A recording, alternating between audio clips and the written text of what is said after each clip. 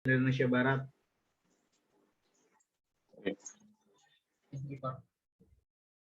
Yuk, selamat siang semuanya, teman-teman.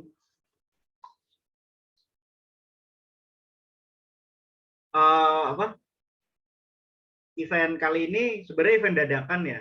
Karena kemarin terus terang kita juga belum ada plan kira-kira kita mau event apa.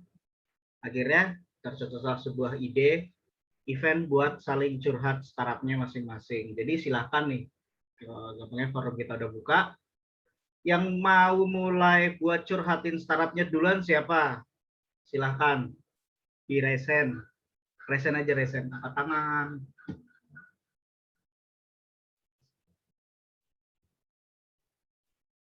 Ayo, ada nggak? Atau aku di 5 menit ya, presentasikan dikit lah seputar networking party kita. Ini kan udah dimulai, udah dibuka ya networking party. Jadi poinnya di sini adalah kita cuma buat saling curhat seputar startup kita sendiri, dan kita dari Starter In ya, Starter In sebagai penggeraknya lah, penggerak untuk mempertemukan semua startup founder di Indonesia gitu.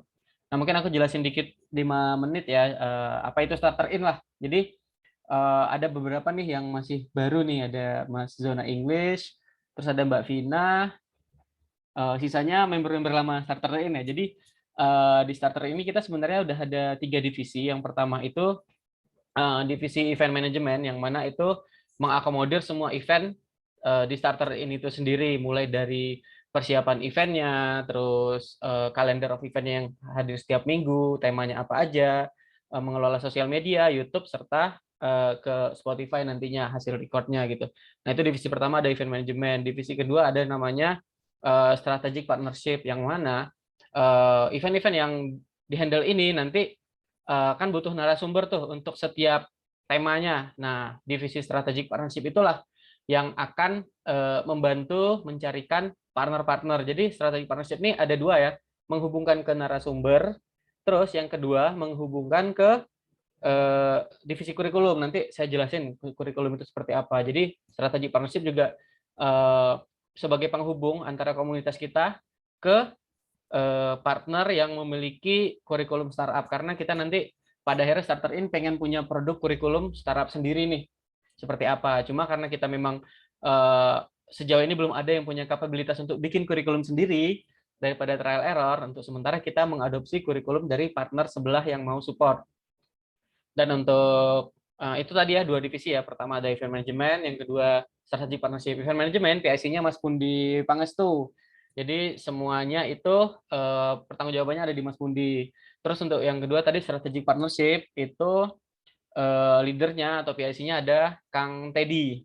Kang Teddy dan tim di situ strategic partnership. Yang ketiga ada namanya curriculum development, yang akan pada akhirnya menjadi produk kita nih. Mungkin isinya di situ adalah hasil-hasil ngobrol kita yang tentunya berisi, terus ada kurikulum panduan startup benar-benar dari nol, dari awal. Kemarin sudah sempat diobrolin di grup juga sama Mas Edward ya, di grup penggerak Starter In. Kita pengen mengadopsi produk roadmap. Jadi produk roadmap dari awal, journey-nya seperti apa, mungkin kita adopsi sedikit itu materinya ke kurikulum. Dan nanti kalau teman-teman ada ide lain, boleh menyampaikan bentar lagi ya Mas Pahlawan. Terus untuk kurikulum itu PIC-nya Pak Dedi dan Pak Ade. Ini saya belum tahu nih PIC siapa nih kalau dari kurikulum, masih belum dapat fix. Tapi aku izin ya share screen sebentar untuk contohin. Aku tuh sebenarnya memang sudah main di pengembangan kurikulum seperti ini. Ini contoh pakai Google Classroom aja yang mudah-mudah. Contohnya seperti ini. Chapter 1 misalnya, chapter 1 seputar mindset. Kalau ini kurikulum untuk membangun bisnis retail online ya. Nanti cuma sebagai referensi, nanti kita bisa adaptasikan ke kurikulum yang sesuai dengan startup. Nah, kalau di sini kan chapter 1 mindset, terus chapter 2 seputar produk, bagaimana membangun produk, menyusun strategi pricing seperti apa. Terus di chapter 3 membangun digital asset, supporting asset. Terus di sini ada sampai 5, 6, 7 baru masuk ke Facebook Ads, karena ini retail online dan promosi dengan Facebook Ads serta landing page. Terus customer service ada kurikulum sendiri, order fulfillment, sama materi bonusnya pajak.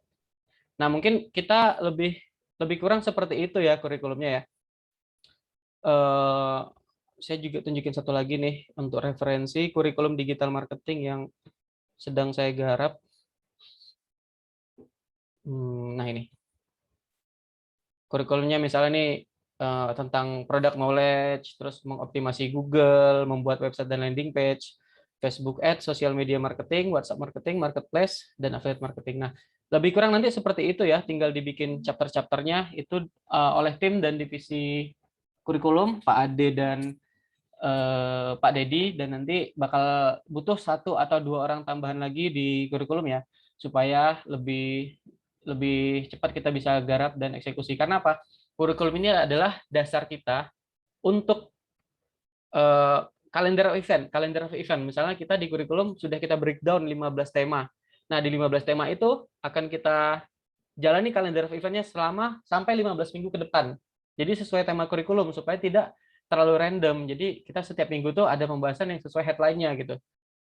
Jadi tidak melulu random ya. Kalau ini kan kita random networking party, tapi nanti ke depannya kita bikin lebih tersusun rapi dan harus ada sinergi antara tim kurikulum, tim event sama strategic partnership-nya itu. Oke, mungkin itu aja dari aku. Udah 5 menit. Silakan tadi Mas Pahlawan Dwi mau bertanya. Halo, selamat siang. Ya, Sorry, tadi sebenarnya kepencet, tapi nggak apa-apa lah. Kita coba ini. ya langsung perkenalan. Langsung. Teman-teman, salam kenal juga kepada Pak Ketum, Pak Misredang, dan moderator kita, Mas Pundi. Salam kenal. Dan bukan saya moderatornya hari ini. Siapa? Jajang lah sebenarnya. Pak Ketum sendiri. Pak Ketum ya, oke. Ini sebenarnya berkaca dari beberapa hal yang memang terjadi di dunia startup lah ya, di ruang lingkup kita sendiri. Karena ini kan sempat kita lihat di grup, wah ini menarik nih, ada sesi curhat-curhat. Berarti kan ada sesi kayak ini ya, ada tagline-nya berarti ya, curhat mah gitu ya, kayak Mama Dede lah. Jadi sebenarnya teman-teman perkenalkan, kalau misalnya yang belum kenal, saya Pahlawan Dwi, biasa dipanggil Pahlawan, Hero, atau Dwi. Saya memang founder dari startup My Organize. Jadi My Organize itu sebuah marketplace yang memang bergerak di bidang perencanaan dan penyediaan untuk sarana sertifikasi bagi penyedia layanan acara sih sebenarnya. Nah, berkaitan dengan tema hari ini, ya saya sedikit pengen share sih, karena memang mungkin di minggu yang lalu juga saya sempat menyinggung terkait untuk problem di manajemen konflik dan founder agreement ya, yang memang sangat terjadi, banyak terjadi lah di beberapa startup yang memang baru lahir atau sudah berkembang. Dan itu saya rasakan sendiri terkait untuk di My Organize. Karena My Organize sendiri sih sebenarnya memang di sistemnya sendiri kita masih belum running karena memang ada trouble internal yang memang saya sesalkan banget gitu. Tapi di offline sendiri kita sudah jalan sangat banyak karena memang kita dibuka lagi di layanan acara kan, karena dulu kan memang terbenturnya terkait untuk pandemi ya teman-teman, kalau memang kita di bidang acara dan lain-lain gitu. Jadi kayak misalnya terkait untuk trouble-nya yang kita hadapi sih sebenarnya, kalau misalnya teman-teman bisa share atau misalnya bisa kasih masukan atau misalnya ke kita, ke My Organize terkait untuk yang sedang terjadi sebenarnya, karena kepemilikan kita itu sebenarnya kita berawal dari bootstrap dan sistemnya ownership. Jadi masing-masing orang itu mempunyai bagian di kepemilikan di My Organize. Jadi My Organize ini kita dibentuk di tahun 2019 sebenarnya untuk kita jalankan di Bandung. Nah, mungkin teman-teman bisa ngasih masukan ketika kita misalnya nih mungkin dari Mas Budi kan di klik hukum lah ya, di bidang hukum, atau misalnya yang kemarin sih sempat Mbak siapa yang di hukum lagi tuh, saya lupa lagi tuh, legal ya. Legal. Nah itu karena memang kita saya nggak apa-apa ya sambil cerita ya, kayak saya sih curhat nih. Iya, emang sesi curhat. Ini yang kami butuhkan, Mas. Lanjut. Kalau kesah juga boleh, Mas. Kalau kesah juga boleh. Oke. Ya, Jadi gini. ambil catat nih. Karena curhat mah gitu. Jadi karena memang kendalanya sebenarnya MyOrganas itu harus udah launching sebenarnya di awal di akhir 2020 kemarin. Dan di 2020 kemarin mungkin yang kita rasakan itu mungkin apa ya, karena memang di bidang event itu terhenti.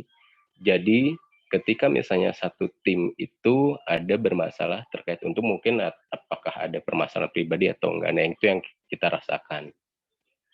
Sebenarnya kita sudah jadi untuk badan hukum, dan ketika misalnya pas launching ini yang agak bete banget gitu, ada salah satu orang IT yang di CTO-nya kita, mereka dia apa istilahnya ya, kalau bahasa kasarnya mengkhianati lah pada detik-detik terakhir kita mau launching gitu. Dengan mengkhianati, dengan alhasil dia langsung skip semuanya, dan otomatis MyOrganas pun bukan menjadi startup jadinya, jadi kayak UMKM aja gitu. Jadi kayak pasar offline yang memang memberikan layanan-layanan, sedangkan tujuan kita sebenarnya di layanan di digital gitu.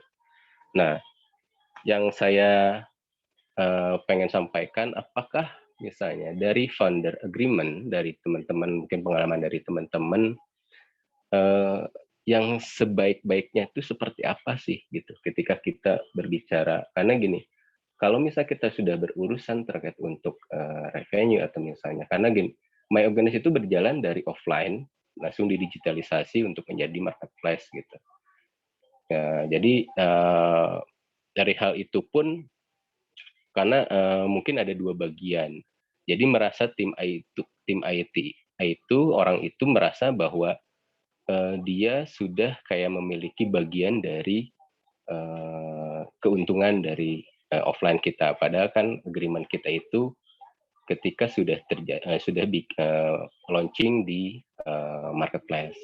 Nah itu sih, kalau misalnya permasalahannya yang lain pun kadang apa ya, konflik internal itu sangat terjadi gitu ya. Memang yang kita rasakan membangun sebuah startup itu bukan hanya kita mempunyai ide, kita digitalisasi, langsung kita meluncing, selesai gitu. Ternyata ada di yang ada di dalamnya itu ternyata kerangkanya itu harus dibangun secara detail gitu. Yang itu yang saya rasakan. Sedangkan pas kemarin kita mau launching pun kita udah gembira karena kita sudah pernah pitching di Founder Live juga, Founder Live Bandung juga gitu. Kita informasikan bahwa kita akan launching, dan sampai co-founder kita pun kita sudah melakukan hampir 4 titik di beberapa lokasi supaya kita melakukan sosialisasi dan promosi gitu. Di antaranya 2 mall dan 2 komunitas di Jawa Barat.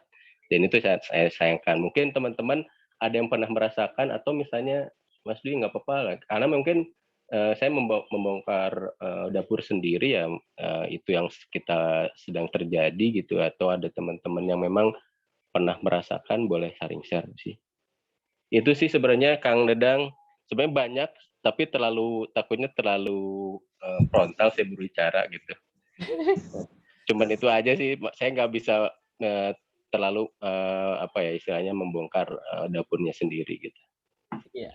Itu atau ada masukan terkait founder agreement yang bagus itu seperti apa. Jadi sekarang tuh kita kehilangan tim IT sebenarnya. Oke, siap. Oke. Keren. Ayo. Bukan tadi, keren. Ini permasalahannya genting. Permasalahannya keren. Mas, keren dan Mas. Nanti aku punya masalah yang sama kok. Ayo, Vanessa dulu. Tadi udah resen, men. Vanessa dulu. Silakan Van, bantu jawab tentang permasalahan Mas Hiro ini tadi. Ya Mas Hiro, saya nggak tahu apakah akan sama persis, pasti tidak. Tapi saya sudah bikin, jadi saya udah biasa bikin legal dokumen ya. Jadi di saat itu saya bikin selengkap-lengkapnya. Di sini nggak ada right or wrong-nya ya, karena di saat itu saya pikir saya sudah tulis selengkap-lengkap dan se-fair-fairnya, seadil-adilnya, yang dimana saya juga menaruh diri juga dilihat dari sisi rasio di mana itu resiko sudah ada clause-nya. Lalu dari sisi emosional di mana saya juga ngerasakan kita di digital itu, apalagi waktu itu saya sangat-sangat non-technical, saya ngerasa oh ya, saya walaupun saya contribute misalnya UI UX, saya ngerasa oh ini saya lebih rendah gitu loh. Lalu jadi di saat saya bikin founders agreement itu saya bikin lengkap banget dan saya selfless. Jadi saya nggak mikirin diri sendiri, walaupun bisa dibilang resiko lebih besar di saya dan dia ada gaji dan saya tidak. Tapi jadi di saat itu saya juga jadi sadar bahwa walaupun kadang founders agreement ini seperti jodoh ya. Jadi kelihatannya misalnya pertamanya honeymoon phase ceritanya. Terus klop banget. Nanti kalau masalah kecil aja misalnya, saya juga bukan waktu itu saya jelasin. Saya bilang saya bukan raku, saya ada kasih vesting di mana jadi loyalitas ini mungkin bisa dicoba ya. Loyalitas dia masih kalau mungkin belum dicoba vesting clause. Jadi setiap tahun dia stay dia bertambah ekuitasnya. Ada insert kayak gituan juga. Tapi orangnya masih sangat keberatan gitu. Padahal dia itu nggak ada resiko sama sekali kecuali waktu dia. Jadi saya lihat di saat itu saya juga mikir, oh ya saya karena nggak bisa begitu teknikal secanggih itu, dan saya makan omongan orang ya bisa dibilang. Sekarang saya udah edukasi diri lebih ke sisi teknis dan lain-lain, dan saya baru klik bahwa oh ini sedikit antara itu personalitas orangnya begitu atau memang dia lebih licik daripada saya. Jadi sebenarnya kadang bukan founders agreement, tapi mungkin lebih baik dilihat terjadi dahulu daripada kedepannya Mas Hiro. Dilihat dari sisi baiknya gitu sih. Kalau menurut saya. Ya betul juga sih Mbak Vanessa. Karena memang ada yang memang terjadinya di bagian kita kan memang kita terbagi di 3 ya. Ada yang untuk di bidang bisnis, terus IT, sama di bidang produksi terkait untuk layanan kayak penghubung dengan pihak ketiga gitu. Nah itu yang memang ketika satu pincang ada konflik di satu, yaitu akan langsung imbasnya itu karena memang yang tadi memang ada di misalnya saya bagiannya di bisnis gitu, tidak terlalu mengerti di bidang IT atau misalnya building. Tapi pas ketika ada permasalahan yang di bidang IT itu dia menyentil di bisnis, ternyata kok jadi impact-nya tuh malah domino gitu ya. Jadi kok apakah sedangkan ini kan kita yang tadi saya jelasin itu mungkin di ownership ya. Jadi kita tuh memang udah bagian karena memang sudah punya suara masing-masing, dan memang di situ yang agak susah. Dan sebenarnya tapi alhamdulillah memang beberapa ya kalau kerugian material udah pasti karena kita sudah melakukan planning di beberapa tempat untuk launching gitu. Selain itu juga kita kehilangan mesin. Kehilangan mesin kalau memang otomatis saya dengan co-founder pun ya kayaknya ini kita ganti satu blok mesin secara keseluruhan gitu. Itu sedang sampai diuruskan sampai ke notaris terkait untuk beberapa agreement yang memang ini nggak tahu harus seperti apa, karena kan saya pengen mungkin Mbak Vanessa bisa jawab atau teman-teman bisa jawab gitu. Ketika satu sistem atau di startup itu bernilai ketika ada revenue ya biasanya ya. Nah, kalau misalnya hal ini terjadi, misalnya kita sebelum launching atau sebelum ada revenue, kita terjadi konflik, nah itu seperti apa gitu pemecahannya? Mereka pasti meminta suatu sampai meminta sesuatu hal gitu. Nah itu mungkin ada teman-teman yang bisa share gitu atau Mbak Vanessa yang memang bisa. Iya, kalau di saya pribadi di founders agreement saya taruh aset kolateral, yaitu apapun yang kita kerjakan selama ini bersama juga berupa hak cipta, berupa teknologi, berupa hal apapun yang belum pre-revenue yang bisa diinin. Tapi saya ada kelanjutan ceritanya. Karena saya nggak mau ambil tindak, saya pilih oke, ya sudah, ambil jalan masing-masing saja. Dia berjanji nggak bakal pakai konsep, idea apapun saya, ya akhirnya ya dipakai juga gitu. Jadinya ya namanya resiko sih, tapi di dunia startup sih, di dunia apapun lah, dunia bisnis apapun, dunia politik pun pasti ada utang, apalagi yang udah terbutakan oleh misalnya materi atau uang. Tapi ya apapun yang bisa jadi aset, walaupun misalnya pre-revenue itu sebenarnya itu teknologi yang dia buat karena itu adalah bersama-sama kalian, mau sebagai satu unit menurut saya. Walaupun dia bukan, dia kan berkontribusi dan ownership dalam company ini, berarti itu aset bersama dong. Iya betul. Iya, jadi nggak bisa dia legalnya ya begitu saja. Itu sebenarnya sangat bukannya boleh juga dari mata hukum, apalagi kalau udah ke notaris dan ada founders agreement. Menurut saya itu mungkin semoga ada pencerahan dikit. Oke, makasih. Mungkin ada dari teman-teman yang lain boleh.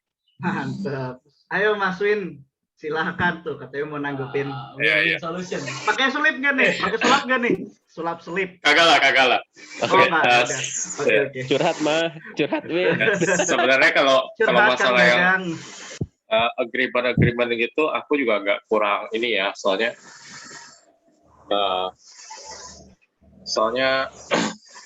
kalau aku sendiri on agreement itu setelah muncul badan usaha. Sebelum mendirikan badan usaha. Nah, itu kita udah bikin on agreement-nya. Nah, kalau misalnya pas awal-awal, makanya sebenarnya kalau aku sendiri kan di Liga Project kan, jujur aja tim aku awalnya itu adalah 10 orang. Dan karena kelihatan semua sifatnya pada akhirnya, jadi sepak 7 sisa 3.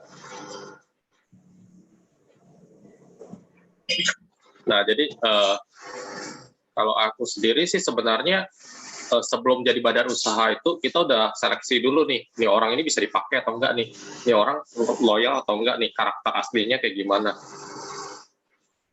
Nah, setelah itu baru kita proses untuk ke lebih dalam lagi. Baru kita bikin bond agreement. Kayak gitu sih. Karena contohnya kayak aku sendiri untuk hacker itu kita malah nggak ada.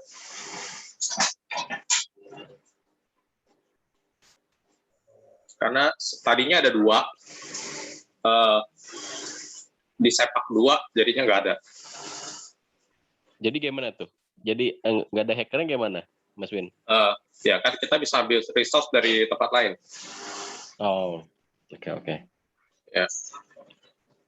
Sebenarnya kalau permasalahan kecil ya, makanya kenapa sebelum berdiriin badan usaha biasanya kita udah lihat dulu karakter masing-masing. Kita bisa cocok atau enggak nih kerjasamanya. Kalau bisa baru lanjut. Kalau kita sih sebenarnya gini, Mas Min, tadi kan saya jelasin karena kita sebenarnya badan hukum itu sudah ada pas kita karena kita bergerak di bidang dunia offline. Kita offline. Nah, offline kita langsung membuat untuk menjadi untuk terkait untuk jadi startup, kita bikin tim. Nah, tim Iya. itu kan kita bikin agreement nih. Berarti kan PT-nya pakai PT yang udah ada, yang sudah jalan. Nah, di situ agreement ya awalnya smooth sama lah. Dari 10 jadi 3. Saya juga kemarin tuh hampir 11 orang yang memang terlibat di company ini gitu. Tapi tiba-tiba ya itu entah ada permasalahan apa pribadi, tiba-tiba konfliknya mencuat, langsung terskip semua tuh, progres di hack atau di IT itu udah tidak ada gitu. Dan itu yang kita sangat kaget. Padahal kita udah persiapan mungkin menyentuh ke 1 bulan menuju launching itu, kita tuh udah prepare gitu. Nah itu yang kita sayangkan mungkin. Yang kalau si founder agreement-nya sih sebenarnya founder agreement itu kalau di kita itu memang udah ada pembahasan terkait untuk manajemen konfliknya seperti apa, karena memang terus terkait untuk pembagian atau terkait untuk kepemilikannya seperti apa itu ada. Namun ketika berjalannya waktu, hal ini ternyata masih ada celah gitu, ternyata ada celah yang memang loh kok gini gitu. Kenapa nggak dari awal, ya itu tadi yang dari Mas Win juga bilang bahwa dari ada terseleksi secara tersendiri gitu, terkuak gitu, bahwa dari 10 bisa jadi 3 deh. Saya juga di sini yang sangat menyayangkan di situ gitu. Jadi udah otomatis Margones itu udah kehilangan mesin kalau di IT ya, digital gitu. Itu udah kehilangan mesin gitu.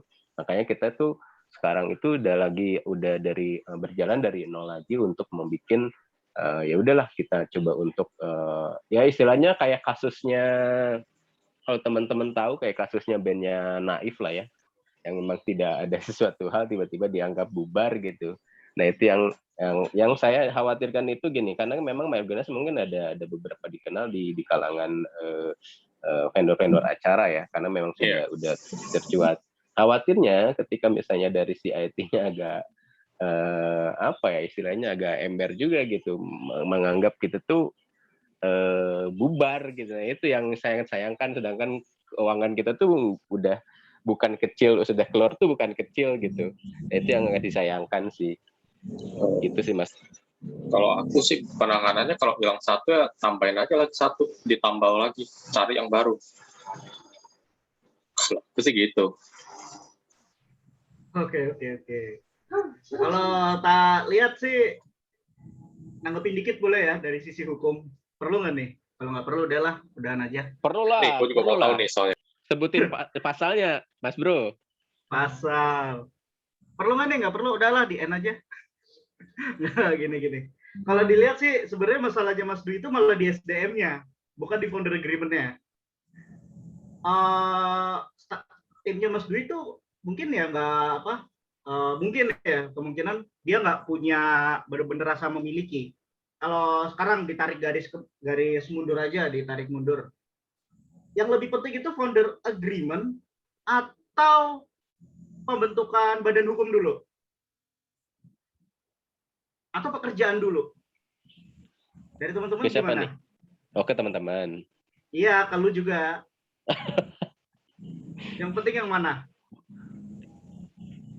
Sebenarnya di agreement sih, sebelum kita misalnya, kalau saya sih di agreement harusnya ya. Nah, kalau di agreement, kalau dia udah agree, tapi ternyata SDM-nya jelek, nggak sesuai sama visi-visi gimana? Nah itu. Ya diselesaikan. Nah itu makanya kita pengen nge-share manajemen konfliknya gimana nih cara jalur keluarnya. Oke. Berarti kenapa tidak dilakukan secara bersamaan? Pekerjaan, agreement, sama pembentukan badan hukum. Kalau aku pribadi nih, izin bantu jawab. Jadi aku lumayan sering berpartner dan berantem ya pada akhirnya. Jadi aku tuh nggak mau langsung founder agreement di awal dan nggak mau langsung bikin PT. Bahkan aku filter di awal bener-bener orangnya. Mungkin aku bilang langsung di depan, setelah 3 project baru kita bicarain soal founder agreement dan legalitas PT gitu. Itu setelah 3 project. Jadi aku ngefilternya jalan dulu 3 project, bahkan kita bilang setelah tapi itu nilai projectnya segini ya, 3 project itu nilai sekian. baru kita bicara soal agreement. Terus yang selanjutnya aku ketika berpartner bener-bener aku filter orangnya di awal. Jadi kita tuh kadang sering apa ya, kehilangan kendali diri gitu. Kita tuh baru kenal orang dan langsung percaya dan ini orang luar biasa, nih orang keren. Dan kita tuh lupa gitu. Kita tuh lupa bahwa sesuatu yang terang ada gelapnya. Kalau di Cina itu kan ada yin and yang kan. Terus ada siang dan malam, ada laki-laki perempuan. Sebenarnya tuh ada pasang-pasangannya. Jadi kalau kita ngefilter dia baik, kita cari juga nih nggak baiknya. Walaupun kesannya kita itu kayak terlalu apa ya, terlalu curigaan atau lain-lain. Tapi aku cara ngefilternya seperti itu. Terus tadi di 3 proyek pertama yang sama dia itu kalau memang jalan, 1 jalan berhasil, 2 berhasil. Misalnya habis 1 proyek saya langsung bilang sama dia, ini baru awal bro, perjalanan masih jauh. Aku selalu sampaikan ke teman-temanku setiap berpartner, aku bilang kita nggak boleh 2 hal ini nih, no envy, no greedy. Itu dulu tuh. Jadi jangan envy, kita bareng-bareng. Tapi ada masanya nanti aku naik duluan atau kamu naik duluan nih. Entah itu di mata publik dan lain-lain kan. Itu nggak boleh envy. Terus ketika kita naik, kita nggak boleh greedy, aku bilang, nggak boleh rakus. Ada masanya ketika kita naik, kita di atas sendiri dan kita tergoda sama hal-hal baru yang bikin kita lupa sama partner kita itu. Jadi ingetin, ini sifat natural manusia ya, envy dan greedy. Jadi kamu ingetin aku kalau kelewatan, aku juga akan ingetin kamu. Terus yang ketiga, aku juga bilang kuatin visi dan core value-nya. Supaya apa? Supaya ketika visi kita jelas, itu bakal apa ya? Bakal balik ke visi. Misalnya visi kita ini apa nih? Pengen jadi apa? Itu diingetin terus ke partner kita, dikomunikasikan terus. Jadi ketika agak berbelok salah jalan, diingetin visi kita ini loh. Terus kita punya core value. Core value kita, kalau aku pribadi itu selalu sampaikan ke tim dan teman-teman, core value 3 kan, growth, collaboration, social impact. Nah, harus ada core value terus nih. Setiap apa yang kita bikin tuh sesuai dengan core value yang kita pegang. Nah, itu yang bikin roh kita tuh sama, satu frekuensi gitu. Terus untuk tadi ya wedding organizer, aku juga lihat mungkin itu juga faktor industri yang sedang down, Mas. Aku pribadi juga punya travel dan hampir sama kasusnya dengan Mas Pahlawan, apalagi partnerku itu adalah pure bisanya cuma travel, tour planner, dan operasional lapangan, tidak ngerti digital dan lain-lain, tidak ngerti teknologi atau startup. Jadi gabut. Nah, ketika dia gabut, mulai nih ada rasa kayak envy gitu, kayak insecure, dan di situ tuh mulai muncul problem. Itu aku bilang people change kan, berubah. Tapi itu karena industrinya lagi down aja, jadi ngaruh ke kondisi emosionalnya gitu. Itu sih. Silakan tuh Pak Ade, yang lain ada mau nambahin tuh. Gue belum rampung tadi tuh masalah hukum tuh. Apa jadi panjang? Lanjut Mas Bro, lanjut. Itu aja mungkin kalau dulu tim yang baru lu atur aja. Apa? Lu belum punya tim baru ya? Mungkin kalau lu udah mulai progres lagi sama tim lu, coba aja diatur nama NDA. NDA-nya diatur aja perjanjian kerahasiaan. Apalagi lu udah berbentuk badan hukum kan. Jadi di situ di agreement ditulis aja di dalam satu pasal, dalam ketentuan agreement lo itu ditulis aja kalau semua yang dikerjakan untuk usaha ini, untuk PT lo, untuk pekerjaan ini, yaitu menjadi milik PT, sah menjadi milik PT, karena PT itu kan sudah menjadi objek hukum. Jadi enaknya PT itu dia itu hampir disamakan seperti manusia. Kalau CV kan masih ada pertanggungjawaban individu. Kayak misalkan dia bangkrut, punya utang itu, makanya sampai ke aset si individu itu sendiri. Nah, kalau PT itu kan enggak. Dia udah didirikan, ya objeknya sama seperti manusia.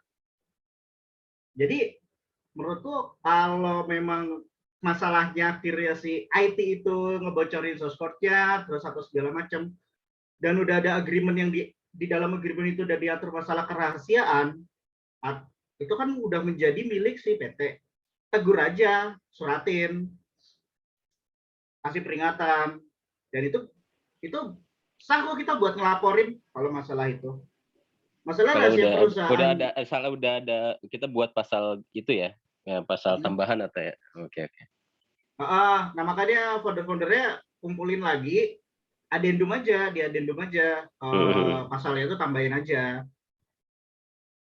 Nah, setelah bikin draftnya baru ke notaris, bukan ke notaris dulu, baru itu notaris kadang kurang ngerti tentang apa yang PT kita lakukan. Jadi kita dulu. Yuk lanjut. Oke, Mas Ade. Bro, thank you. Yoi. Pak Ade sama zona Inggris tadi juga resen itu. Siapa duluan ini? Pak Zona Inggris apa saya? Pak Ade. Sweet. Oke, gini aja Mas Hiro. Sebenarnya Yap, Pak Ade, startup gimana Pak Ade? itu kan, ya sebenarnya gini loh, startup itu kan kita contoh aja lah orang-orang yang sudah mengembangkan startupnya yang sudah berhasil. Saya tuh sering kan baca buku misalnya Nadim sama si Kevin Alwi atau siapa gitu, misalnya Facebook sama Saprin gitu loh. Jadi bagaimana sih mereka sebenarnya awal-awalnya gitu loh. Awal-awal. Jadi kalau kita membangun startup tuh memang kemungkinan ya 1-2 orang, jarang yang 3 orang atau jarang yang sampai 10 orang gitu loh. Kenapa? Karena startup ini kan beda bisnisnya dengan bisnis yang lain. Bisnisnya kalau yang diistilahkan itu bisnis yang sebenarnya nggak jelas bisnisnya mau kemana gitu. Ya kan sebenarnya nggak jelas. Jadi kebanyakan orang nggak tertarik ya untuk gabung, apalagi menjadi tim, apalagi nanti sampai dia mengorbankan waktunya, mengorbankan uangnya dan segala macam untuk bisa mengembangkan startup dari ide yang kita mau munculkan gitu loh. Itu permasalahannya. Nah, jadi kembali lagi seperti tadi yang dikatakan teman-teman tadi, kita lihat dulu orang ini mau nggak serius gitu loh. Mau nggak gitu loh. Terserah dia mau sebagai apa gitu loh. Mau jadi seorang hacker, seorang ister atau aslab di istilah di 1000 startup kan seperti itu ada 3 orang. Yang pakemnya seperti itu, diwajibkan sekarang gitu harus ada 3 orang untuk bangun startup. Nah, kita lihat dia tuh mau nggak berjuang gitu loh. Ngelihat ini bukan dalam arti kita nyarinya itu dadakan enggak. Dadakan enggak, sekali lagi bukan dadakan untuk mencari tim itu enggak dadakan. Kita lihat dulu, ya misalnya contoh ya saya ya,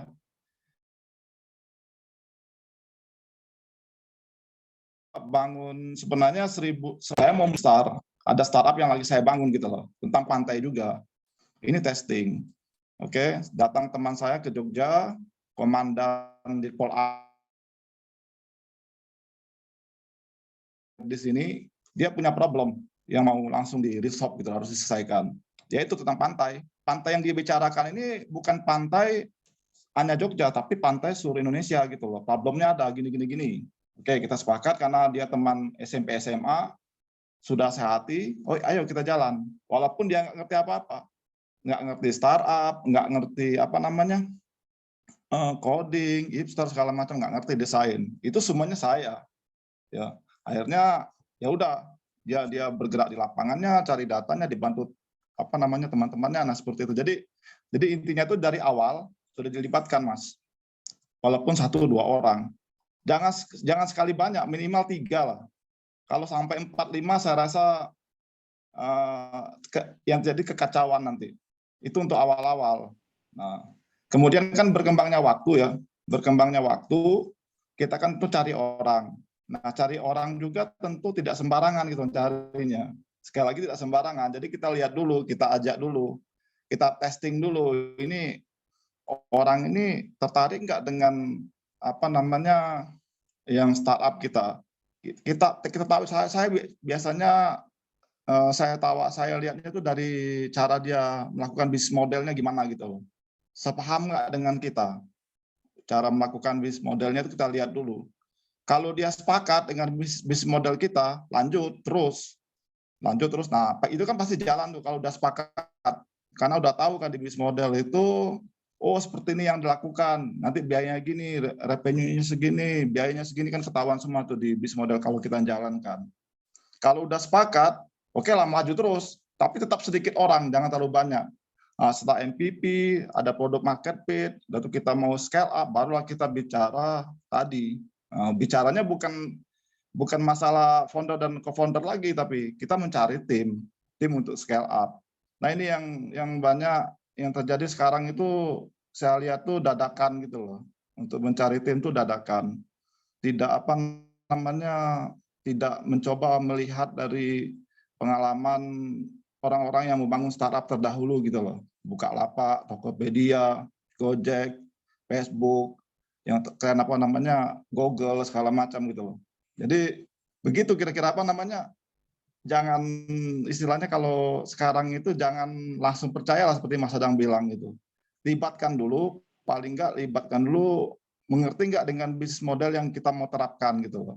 Nah itu dulu. Kemudian yang terakhir ini, terkadang macetnya tadi ya, kalau tadi kelihatannya di masalah ini ya, apa namanya programmernya ya kalau nggak salah.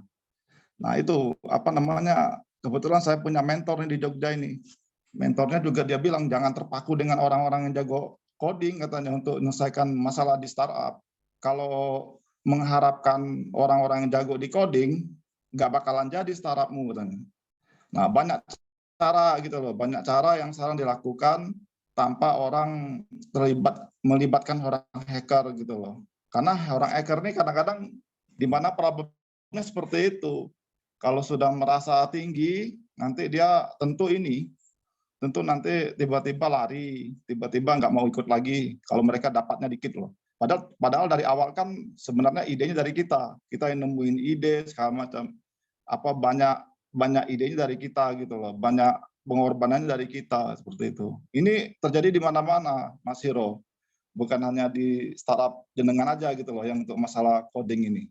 Mungkin itu Mas Hiro. Oke, makasih Pak Ade. Jadi intinya itu gini, banyak belajar sih, banyak baca buku gitu loh. Terutama ini yang sering dibahas oleh Mbak Vanessa itu yang startup apa namanya Steve Blank segala macam gitu loh. Itu kan buku-buku yang bagus gitu loh. Apalagi Startuppedia yang karangan Bu Zaman gitu. Itu kan diajari semua itu. Nah, jadi kita betul. Jadi kita tuh ada acuannya ketika kita ada permasalahan. Oh ada seperti ini, oh ada yang pernah mengalami gitu loh, dan pengalamannya bagaimana gitu loh, gitu. Okay. Makasih Pak Ade. Nah, itu juga dulu juga karena memang kita bergerak itu di 3 orang sebenarnya Pak Ade, karena memang kita sudah jadi MVP, prototype terus MVP, langsung mencari untuk tim yang lain. Nah mungkin karena memang sekarang bermasalahnya itu yang betul-betul di CTO-nya, kalau memang dikategorikannya dia langsung kan satu gerbong tuh ketarik gitu. Nah di situ yang agak trouble. Kalau misalnya tadi pun kalau misalnya ya itu awalnya pun kita tuh memang udah ya memang mungkin kita pun terlena dengan semangatnya di awal gitu, tiba-tiba ternyata ada konflik ini juga bisa langsung bubar ya, kayak gitu sih. Mungkin ya kesalahan kita mungkin ada terlalu terlena dan terlalu terpercaya. Padahal memang itu teman mengenal tuh udah kita menarik mereka sebagai tim pun kita tuh udah macam-macam pendekatan lah maksudnya. Itu sih mungkin yang memang terjadi. Tapi masukannya makasih Pak Ade. Ya, itu lagi Mas, tambahan dikit lagi Mas. Yang sering terjadi juga ya ini ya, nanti kita sudah punya tim yang bagus, sudah solid, sudah jalan ya, untuk kedepannya bagus lah, sudah dapat produk market fit, sudah ini. Nanti muncul nih Mas, yang namanya troublemaker. Tiba-tiba ada orang yang masuk, pengen istilahnya memperbaiki startupnya, kemudian bukan pengen sih, dia punya ide yang bagus, yang intinya itu pengen ya supaya startup kita seperti ini gitu loh. Dia punya ide yang bagus. Dan kadang-kala ide ini bagus gitu loh. Bagus sekali untuk startupnya. Tapi permasalahannya di tim kita ini ada yang nggak senang. Nah, ada yang nggak senang. Mungkin hanya 1 orang yang nggak senang atau 2 orangnya suka. Atau kebalikannya, 2 orang nggak senang, 1 orang suka. Ini pasti terjadi nanti ini di tengah jalan. Nah, jadi kadang-kala ini yang memecah juga nanti. Memecah tim kita. Nah, ini harus diantisipasi. Nah, sekali lagi kalau orang ada yang troublemaker seperti ini, sebenarnya jangan ditolak. Kalau menurut saya jangan ditolak.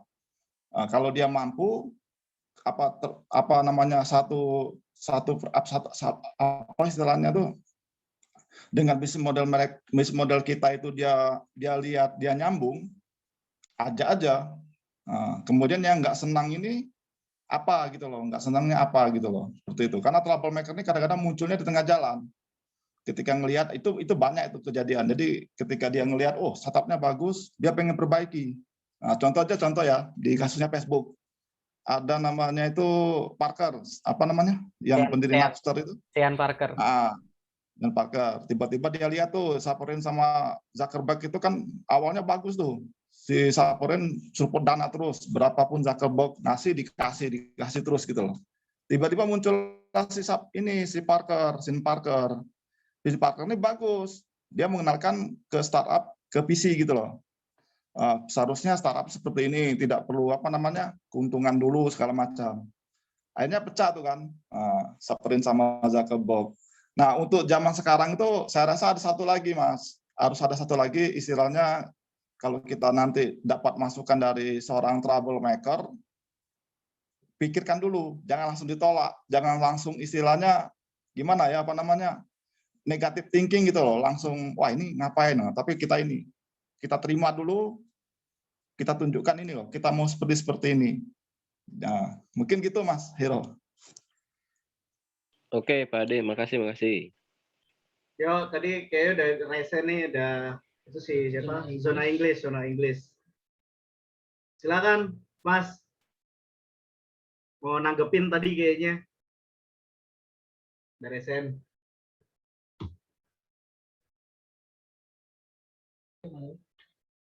Oh, nggak respon nih. Yang lain ada yang mau nanggepin lagi? Mas Maleo.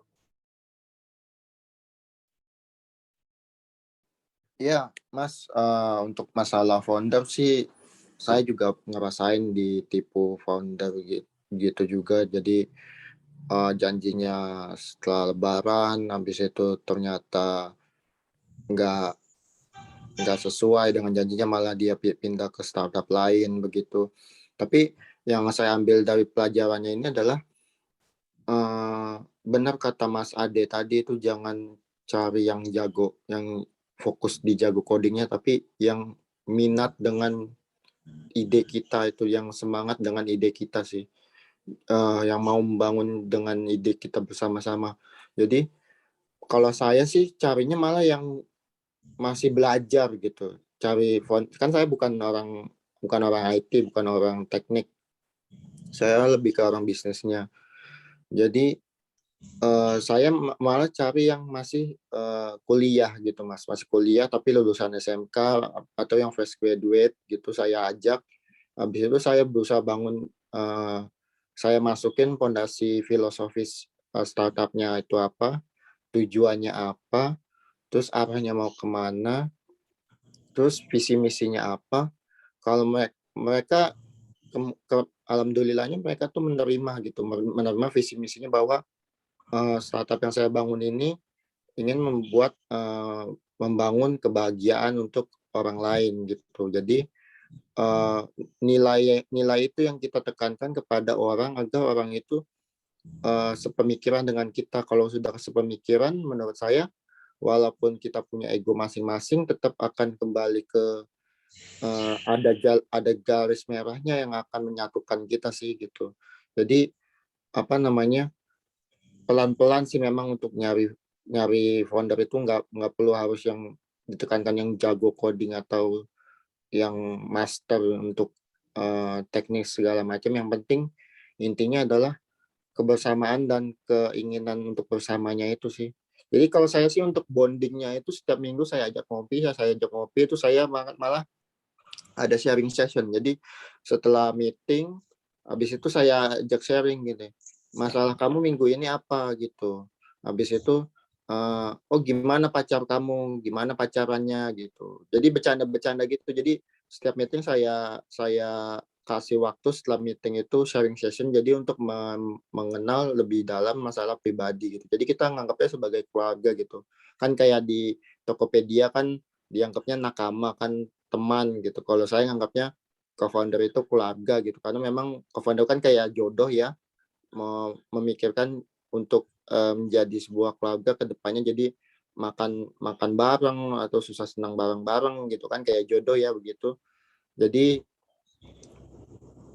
ya itu saling mengenal satu sama lain memang benar penting kok. Jadi kita tahu apa yang baik buruknya dari mereka, apa yang baik buruk dari kita juga. Jadi saling terbuka lah. Jadi kalau karena saling terbuka, mereka pasti akan percaya gitu, dan kita juga akan lebih percaya dengan mereka. Jadi lebih tahu cara mengantisipasi ke depannya bagaimana strategi untuk bisa menyatukan pikiran kalau misalnya lagi clash begitu sih Mas.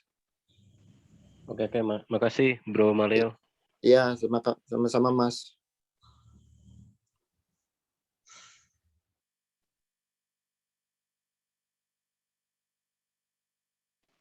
Wah, banyak nih masukannya nih.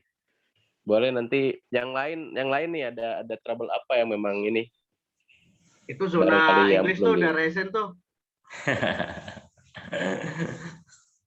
Oke, Assalamualaikum semuanya teman-teman. Waalaikumsalam warahmatullahi wabarakatuh. Oke, menanggapi soal permasalahan di dunia startup, sebenarnya hampir semua sama sih permasalahan kita. Dan mungkin dari apa yang di zona Inggris bangun, itu kalau saya sih pribadi selalu membagi 3 sesuai dengan 1000 startup, yaitu hustler, hipster, dengan hacker. Nah, sisa di masing-masing 3 ini apakah dia berkompeten betul di situ.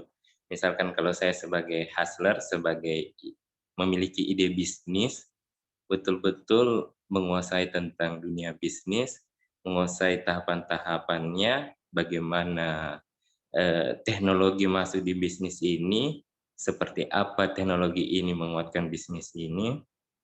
Begitupun di dunia hipster, ketika bisnis ini jalan, saat kapan yang jago UI, yang jago desain itu masuk, dan seperti apa kontribusi dari desain meningkatkan value dari bisnis ini. Jadi mungkin ketika kita bicara tentang startup, ide utamanya adalah sebenarnya adalah bisnisnya. Khusus untuk teknologi dan desain, seperti apa teknologi dan desain itu meningkatkan nilai value dari bisnis ini sendiri agar bisa bersaing. Jadi mungkin ketika kita punya tim dan ketika kita belum yakin bahwa dia memang ahli di bidang hacker, dia ahli di bidang bisnis, dia ahli di bidang desain, itu sama halnya memang kita berjalan tidak tentu arah sebenarnya. Jadi misalkan kalau saya khusus di bisnis, saya selalu beranggapan IT ini fungsinya ini loh. Dia hanya untuk membantu men-scale up supaya bisa diakses seluruh orang-orang di Indonesia. Tapi ketika IT-nya dia tidak mau join dengan bisnis ini, masih banyak sih IT-IT yang lain yang jelasnya tujuan dari bisnis ini sudah ada dan itu jangka panjang sebenarnya. Jadi tidak harus bahwa IT-nya ada dan ketika dia pergi bisnis kita tidak bisa berlanjut, berarti bukan IT-nya yang salah, kita yang sebagai pemikir bisnisnya yang salah menganggap bahwa IT itu yang membangun bisnis. Seperti itu. Begitupun dengan desain. Jadi ketika mungkin kita desainnya ini bisa nggak bersaing dengan desain-desainnya yang ada di Traveloka, Gojek, dia mampu tidak mendesain seperti itu. Karena yang kita mau jadi adalah kita mau jadi besar. Paling tidak ukuran besar sekarang itu kurang seperti perusahaan-perusahaan yang besar. Jadi kita tidak bisa compete dengan perusahaan besar ketika memang tim kita tidak mampu menargetkan sesuatu yang besar. Seperti itu. Jadi kalau saya sih pengalaman ketika mencari partner di bidang hacker, di bidang hipster, ataupun di bidang bisnis, itu sebesar apa sih kemampuannya? Ketika kemampuannya mampu mendorong, kemampuannya bisa mengikuti visi dari bisnis ini yang kita goalskan bersama-sama, ayo ikut gabung. Tapi ketika tidak mampu, ya silakan mundur duluan, seperti itu. Jadi yang terpenting adalah di bisnisnya, sejauh mana visinya dan sejauh mana ingin bersaingnya, seperti itu. Mungkin itu saja. Terima kasih Mas Jona, terima kasih. Setelah ini silakan Mas Edward tadi ya, Mas Edward dulu ya, Mbak Vanessa. Tadi Mas Edward sudah booking antrian duluan. Silakan Mas Ed dulu. Apa nih? Mungkin nih Mas Adang, ada yang ini nih personel baru nih Mbak Pina nih dari 2000 Startup. Siap. Ya, mungkin. Halo, selamat datang Mbak Vina. Welcome to Selamat datang Mbak Pina dari Digital Talent. Mbak Vina Alfi Hasanah ya, Digital Talent. Oke, tadi Mas Ed sudah mau ini dulu, bentar. Mas Ed ya?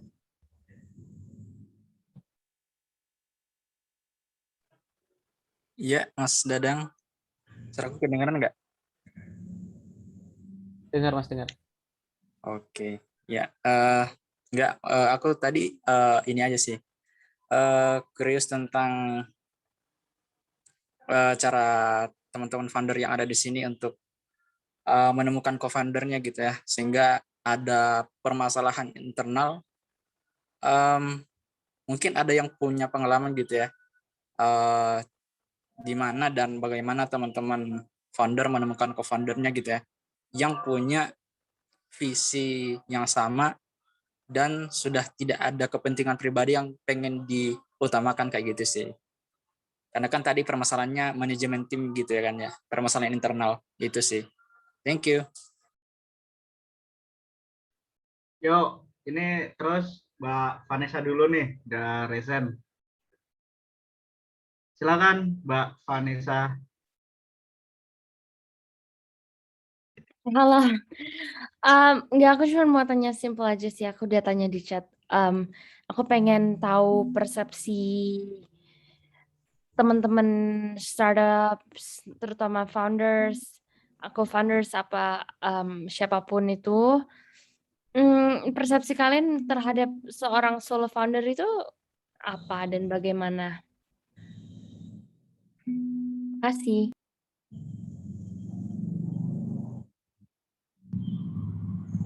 Pak Zona English. Kalau saya simpelnya, kalau solo kita bisa tumbuh secara cepat, kalau sama-sama kita bisa lari jauh. Karena saya pribadi pernah bikin solo gitu, cepat sih bertumbuhnya, tapi manusia itu ada batasan, jadi stuck gitu. Memang benar-benar butuh tim dan butuh co-founder. Nah, perlu insting yang bagus juga untuk nyari partner dan co-founder itu. Dan pastinya trial error sih, sekali, 2 kali, 3 kali ada salah-salahnya. Silakan Pak Zona English. Oke, menanggapi tadi bagaimana sih kita cari co-founder? Sebenarnya di zona Inggris pun itu lagi mencari co-founder. Bagaimana saya pribadi mencari itu visi yang besar dulu dari zona Inggris itu yang disampaikan. Ketika dia mampu berarti dia punya kapasitas yang sama dengan foundernya. Tapi ketika visinya masih di bawah, kayaknya berat untuk dikasih tanggung jawab yang besar, seperti itu sih. Jadi setiap ada teman itu saya sampaikan bahwa visi dari zona Inggris itu mungkin kedengarannya tidak masuk akal. Ketika kita mau compete dengan sesuatu perusahaan yang teknologi, siapa sih teknologi yang besar sekarang di bidang edukasi? Oh, ada A, B, C, D sampai Z. Kita pilih yang paling ringan dari mereka, kita compete sama dia. Ketika dia berani untuk compete dengan itu, maka dia co-founder yang bagus. Tapi ketika dia sudah pesimis, aduh, ya itu udah besar, gini, aduh, nggak cocok kayaknya dia jadi co-founder. Seperti itu sih. Oke, nanggepin tadi pertama Mas Edward, gimana menemukan co-founder ya? Gue juga bingung sebenarnya jawabnya, karena gue ditemukan. Di Clearcom gue ditemukan, gue nggak pernah nyari. Kalau Mbak Vanessa tadi gampangnya jadi solo founder ya. Pernah sih jadi solo founder sih, cuma kayak sebenarnya kalau jadi solo founder ya enaknya kita malah cenderung ngerasa kesepian, kayak kurang gak ada yang diajak ngobrol. Akhirnya ya benar kata Dadang tadi, start. Karena manusia juga diciptakan itu kan makhluk sosial. Jadi asasnya alangkah lebih baik sebenarnya ya bareng-bareng. Cari partner itu emang kayak cari jodoh. So, sabar aja. Terus itu persepsiku ya, persepsiku. Enggak, ya aku kan minta persepsimu dan persepsi teman-teman. Oke. Terus ini ada siapa? Mbak Tina Alfi Hasanah Ya. dari Digital Talent. Perkenalan boleh loh Mbak. Harapannya apa nih? Langsung curhat juga boleh. Langsung curhat juga boleh. Berkeluh kesah apalagi boleh.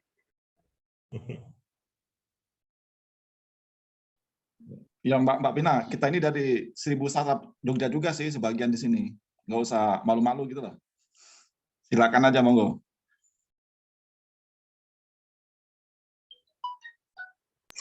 Aku juga kok dari 1000 startup Jakarta. Oh nggak ada. Oh Mbak Vina nih kayaknya belum mau nongol. Jadi nggak apa-apa.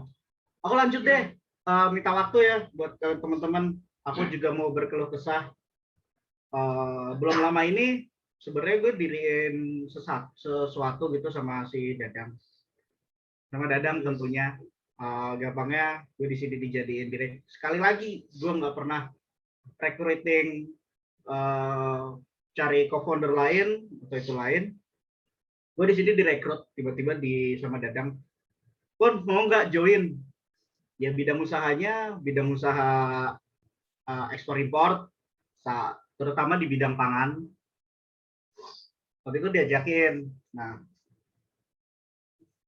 tiba-tiba si CEO-nya ya Dang ya, CEO-nya itu begitu kita udah berjalan nih, udah mau progres, udah segala macam, belum founder agreement karena saya founder agreement terakhir. Saya nggak mau dong terikat duluan gitu sebelum gue tahu nih pekerjaannya apa. Lebih baik gue rugi waktu sama rugi sudah melakukan sesuatu daripada gue rugi di tengah jalan karena emang nggak cocok. Nah kebetulan emang nggak cocok. Jadi dia tiba-tiba datang bilang ada yang mau invest sekitar 1,5 M ke apa yang gue kerjain sama Dadang bertiga ini.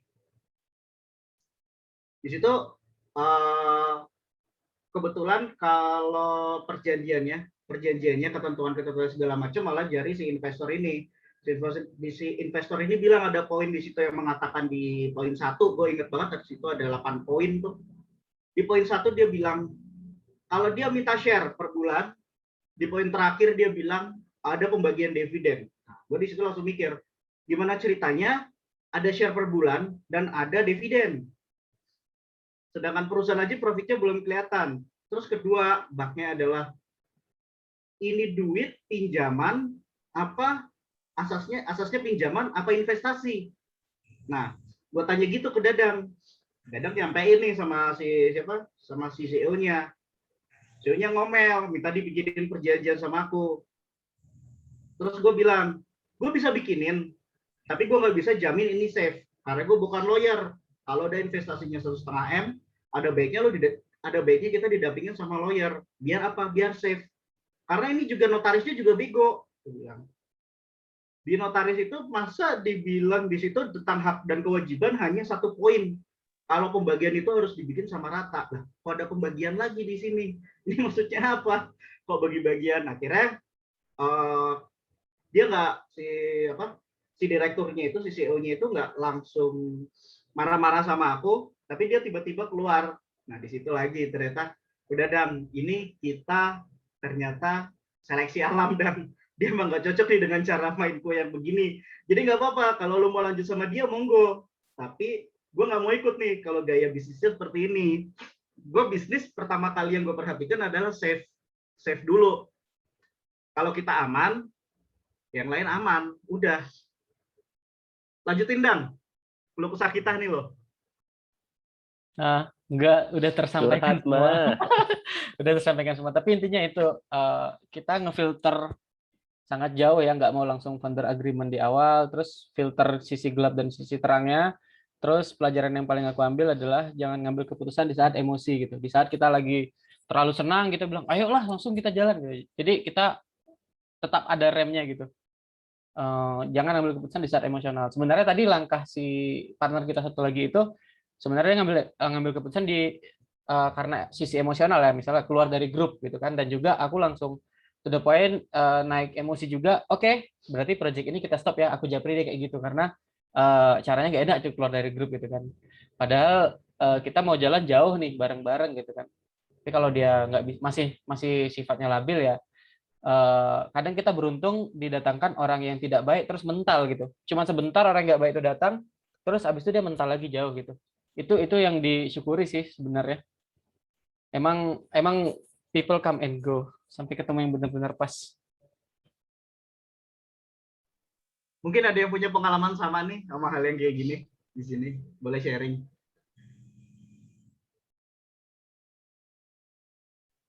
Tuh Vanessa masih angkat tangan itu gimana? Ditodong atau gimana? Langsung turun. Gimana teman-teman? Ada yang mau berkeluh kesah juga atau mau nanggapin keluh kesahku juga? Atau gimana nih? Tak tanggapi bro. Jadi Siap, benar tuh kata Mr. Dang tuh benar. Jadi pengalaman aja, jangan langsung ke agreement ya, apalagi udah ada pandangan hukum. Kalau orangnya tuh nggak jelas. Kenapa? Karena banyak, mungkin Pak Mike kejadian juga itu, Pak Mike itu sama tuh. Yang kejadiannya kemarin itu jadi gitu. Jadi jangan buru-buru sih di kita buat misalnya tadi ya kita ketemu nih, mungkin baru kenal berapa bulan lah, baru berapa minggu, mungkin tiba-tiba udah kita ajukan aja itu, ayo ikut ke tim kita, nanti tak jadikan co-founder gitu loh, langsung tanda tangan segala macam gini. Kita belum tahu kan orangnya siapa gitu, walaupun orang itu iklannya terlalu tinggi gitu loh, iklannya terlalu, wah saya bisa ini gini, saya nanti seperti ini. Nah itu hati-hati juga. Biasanya kalau sudah dia bilang saya bisa, saya ini, itu hati-hati. Biasanya pengalaman saya seperti itu, karena jujur saya kan punya bisnis juga itu. Saya punya bisnis pengolahan sagu tuh di Klaten. Nah, jadi bukan startup, bisnis sagu aja, bisnis tepung gitu. Ya. Jadi pengalaman saya selama hampir 7 tahun, ya banyak ketipu juga sih, banyak ya dengan orang-orang yang seperti ini gitu loh, menjanjikan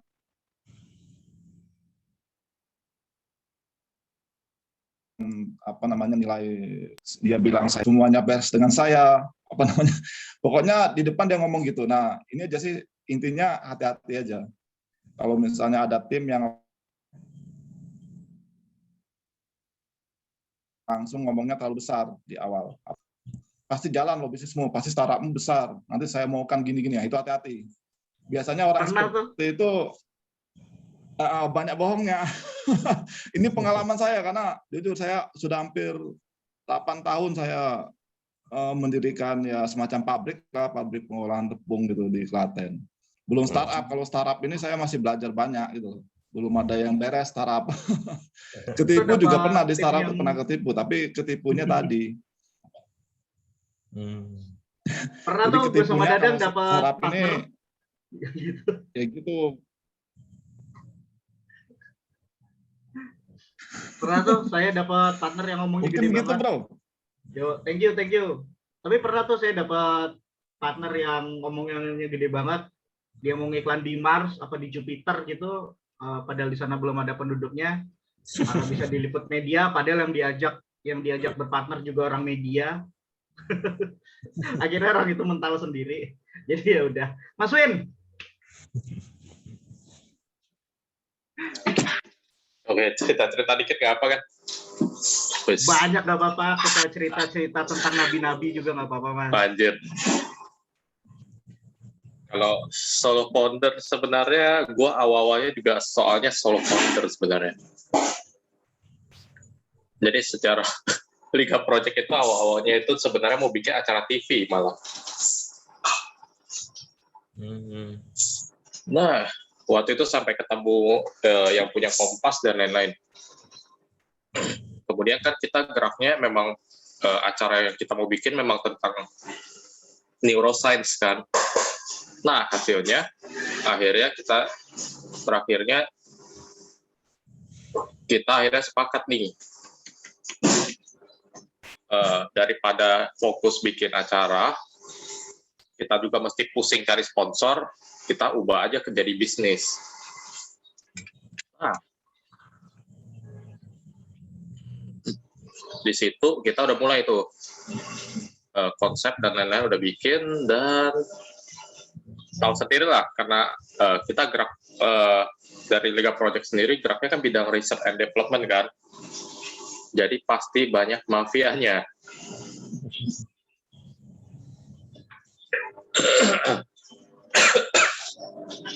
Nah, jadi Lebih banyak di government bro mafianya kayaknya. ya di government semua biasanya. Orang-orangnya juga udah tahu semua sih. Nah, waktu itu sampai itu berat juga sih. Jadi kayak izinnya juga kan sekarang kita punya problem di izin, dan ternyata pas kemarin kita ajuin sama apa namanya yang Kemenkes, yang orang dalam Kemenkesnya malah dia juga bingung aturannya apa aja yang harus disiapin. Setan gitu.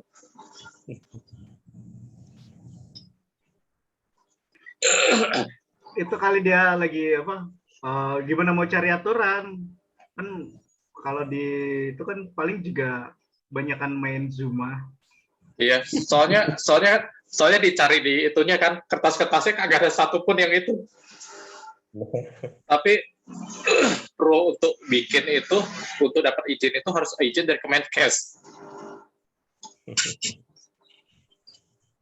Dan ini juga baru pertama kali tuh ngalamin tuh. Di pingpong nggak bro? Bendoe. Hah? Di pingpong apa enggak? Di pingpong atau enggak? Di pingpong sih, tapi terakhirnya aku suruh tim aku yang selesain. Ada satu yang bisa. Nah itu yang penyelamat tuh.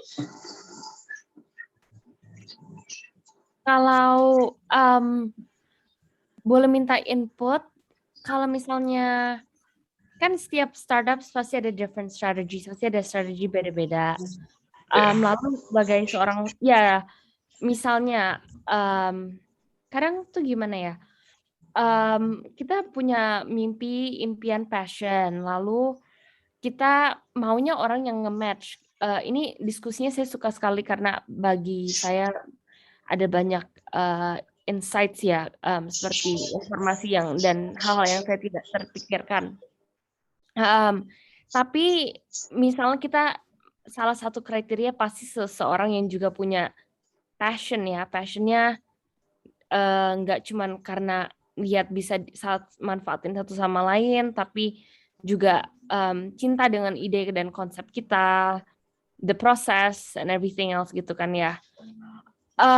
Kalau pilihannya solo founder karena pengen eksekusi dan udah ada strategi langkah-langkahnya, sudah bersosialisasi, sudah minta advice dan lain-lain untuk apa yang dilakukan, sudah percaya diri lah intinya. Tapi ya itu tidak ada co-founder. Kalau misalnya tim mungkin bisa nanti ada misalnya sweat equity lah, CTO atau apa gitu ya nantinya. Ya saya juga pengennya punya co-founder, cuman kalau opsinya ini udah sesuatu yang bisa dijalankan. Satu lagi itu opsinya nungguin co-founder yang ada ya antara itu mau hacker, technical background atau mau lebih hipster. Lebih baik itu gimana? Momentum atau masih main nunggu-nungguan gitu? Kalau aku pengalaman sih, tadinya solo founder jadi ada co-founder, itu jujur aja ketemunya itu di 1000 startup. Karena aku sih udah gas terus, jadi kayak pas awal-awal aku udah tahu nih bidang ini resikonya segini nih, bakal hadapan sama banyak mafia. Nah jadi apa yang aku lakukan di awal itu perkuat koneksinya dulu, jaringan kaki-kakinya dulu nih. Siapa yang bisa backup nih, seandainya kita harus berhadapan. Jadi sambil lalu aja, tiba-tiba nongol tuh acara 1000 startup. Ya udah, join aja coba. ternyata malah nemu co-founder di situ. Oke. Dari situ baru jalan bareng-bareng, yang satu punya skill di sini, yang satu punya skill di situ, ya kita tinggal collab aja. Karena kayak momentumnya ya, Mas. iya, jadi sambil lalu.